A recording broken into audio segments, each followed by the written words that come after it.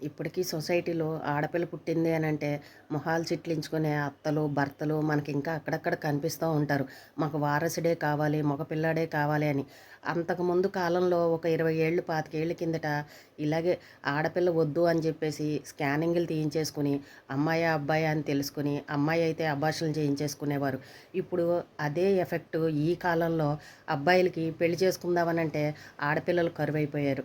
చూసారా ఎంత తేడా వచ్చిందో? కానీ ఇప్పుడు కాలంలో కూడా ఇంకా కూడా ఆడపిల్ల అనగానే మాకు వద్దు అని అన్నట్టు ఒక రకంగా వ్యతిరేకంగా మొహాలు పెడుతూ ఉన్నారు. కానీ ఏం చేస్తామండి, భగవంతుడు ఇచ్చింది మనం ఎప్పుడూ కూడా స్వీకరించాల్సిందే. కొంతమంది ఆ పిల్లలు కూడా లేక బాధపడేవాళ్ళు చాలా లక్షల్లో ఉన్నారు తల్లిదండ్రులు. మరి ఆడపిల్ల పుట్టిందని ఆ ఇంటికొచ్చిన కోడల్ని సాధిస్తే అది ఎంతవరకు కరెక్టు? పాపం కోడల్ని ఆడపిల్ల పుట్టిందేనని పాపం బాధ పెట్టేవాళ్ళు కూడా ఇంకా చాలామంది మనకు సొసైటీలో కనబడుతూనే ఉన్నారు.